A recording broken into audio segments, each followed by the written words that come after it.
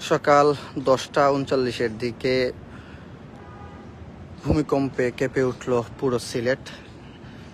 প্রিয় দর্শক, কে কোথায় থেকে লাইভ দেখছেন এবং সকালের এই কিছুক্ষণ আগে 10টা 39-এর দিকে যে ভূমিকম্পটি হচ্ছে সেটি কি আপনারা টের পেয়েছেন কিনা অবশ্যই কমেন্ট করে জানাবেন এবং আপনার এলাকার কি অবস্থা। প্রিয় দর্শক, যদি বলি ঢাকা সহ বাংলাদেশের বিভিন্ন জায়গায় সকাল 10টা 39 ভূমিকম্প অনুভূত করা হয়েছে এবং এই ভূমিকম্পের আমরা মাত্রা মানে গুগল বা মোবাইলে যে অ্যালার্ট মেসেজ যেটি এসেছে, মেসেজ অনুযায়ী 5.2 মাত্রা দেখানো হয়েছে।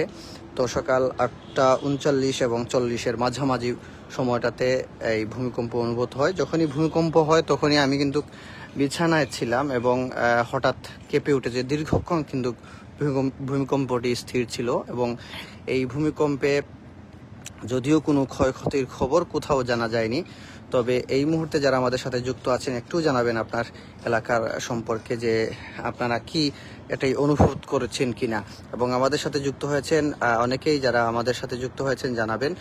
আমি যদি বলি সকাল ঠিক 10টা 39 এবং 40-এর মাঝামাঝি সময়টাতে এই ভূমিকম্পটি আঘাত হানে সিলেট, বাংলাদেশ, ঢাকা সহ সিলেটের বিভিন্ন জায়গায় এবং এই মুহূর্তে সিলেট শহর থেকে আমরা যুক্ত হয়েছি, সিলেটের চৌকিদিঘি এরিয়া থেকে। এবং আপনারা জানেন যে সকাল 10টা 39-এর ভূমিকম্পে আমাদের বাসার যেখানে ছিলাম সেখান থেকে কিন্তু ভূমিকম্প অনুভূত টের পেয়ে কিন্তু অনেকে বাসা বাড়ি থেকে উঁচু বিল্ডিং থেকে নেমে রাস্তায় চলে এসেছিলেন এবং অনেকেই ভয়ে আতঙ্কিত হয়ে আমরা অনেক দিকে ছুটোছুটি আমরা করতে দেখেছি। এখন তবে যখনই থেমে যায় তখনই মানুষ স্থির হয়ে যান এবং অনেকেই ঘরের ভিতরে চলে এসেছেন এবং অনেকেই দেখতে পাচ্ছি ছাদের উপরেও এখনো আছেন। যদি এখন ক্যামেরা থেকে তেমন একটা দেখানো যাচ্ছে না রোদের কারণে, তবে এই ভূমিকম্পে এই পর্যন্ত কোথাও কারোর কাছ থেকে আমরা কোনো ধরনের ক্ষয়ক্ষতির খবর শুনতে পাইনি। নরসিংদী থেকে যুক্ত হয়েছেন, ঢাকায় 5.4 মাত্রা।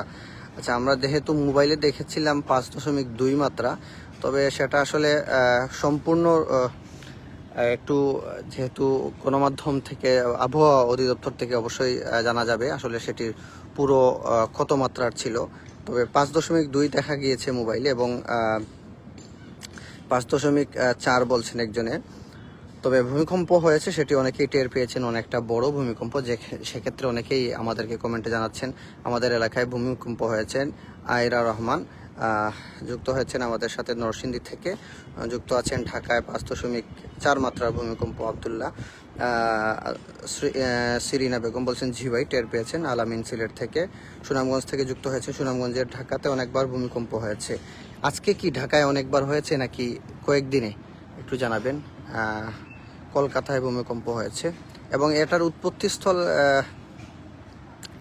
সম্পর্কে আমরা বিস্তারিত পরে তুলে ধরছি এবং কে কোথায় থেকে যুক্ত হয়েছেন জানাবেন।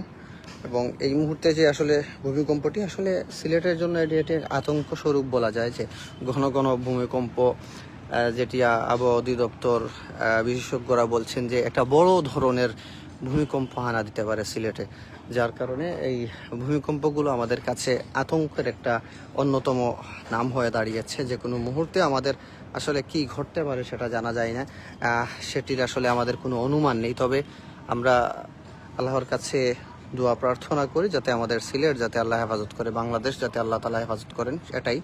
কারণ ছোট ছোট ভূমিকম্প অনেক ভয়াবহতার দিকে ঢেলে দিচ্ছে সিলেটকে। সেক্ষেত্রে আমরা নিজ নিজ স্থান থেকে নিজের শহর, নিজের দেশের জন্য দোয়া করি। সুমাইয়া সিলেট থেকে যুক্ত হয়েছেন, অলিউর রহমান, ইনজামামুল হক বলছেন না, আমাদের এখনো কোনো ক্ষয়ক্ষতির খবর পাওয়া যায়নি।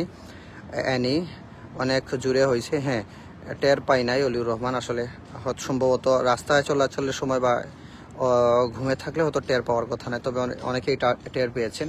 তো আপনাদের এলাকার কি কোথাও ক্ষয়ক্ষতি হয়েছে কিনা আমাদেরকে জানাবেন। আশা করি এই ভূমিকম্পে ক্ষতি হওয়ার কোনো কথা নেই। তো আল্লাহ সবাইকে হেফাজত করুন। তো সকাল 10টা 39-এর দিকে আজকের এই ভূমিকম্পর আপডেট আপনাদেরকে জানানোর জন্য আমি লাইভে যুক্ত ছিলাম।